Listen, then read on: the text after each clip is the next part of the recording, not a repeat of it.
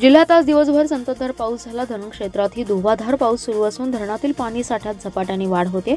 नद्यांच्या पाणी पातळी वाढली असून सांगलीत कृष्णा नदीच्या ऐरवीन पुलाची पाणी पातळी 2 फुटांनी वाढत 12 फुटांवर पोहोचली आहे। चांदोली धरण 66% भरले असून 1600 क्युसेकने विसर्ग सुरू आहे। अलमट्टी धरणामधील पाणीसाठा 2 टीएमसीने कमी करून 97.42 टीएमसी करण्यात आलाय। दरम्यान सांगली परिसरातही दिवसभर जोरदार पावसाच्या सरी कोसळल्या। जिल्ह्यात गुरुवारपासून पुन्हा पावसाला सुरुवात झाली होती। रात्रभर पाऊस सुरूच होता। सकाळपासून त्यामध्ये पुन्हा वाढ होत गेली। दिवसभर एकसारखा पाऊस होत राहिल्याने जनजीवन विस्कळीत झालं। पश्चिम भागातील शिराळा, वाळवा, पलूस, मिरज तालुक्यात जोरदार पाऊस झाला। दुष्काळी भागातील तासगाव, कवटेमंका, खानापूर, राटपाडी तसेच जत तालुक्यातही पावसाने हजेरी लावली। सांगली मिरज शहरातही दिवसभर संततधार पाऊस सुरूच राहिलाय। कोयना, वारणा धरण क्षेत्रात दिवसभर पाऊस सुरूच होता। यामुळे धरणातील पाणी साठ्यात वाढ होते।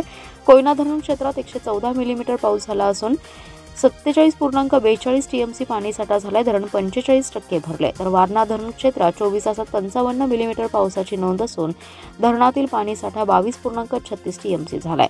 धरण 66% भरले। पावसाचा जोर वाढल्यामुळे कृष्णा नदीची पाणी पातळी दिवसभरात 2 फुटांनी वाढली आहे।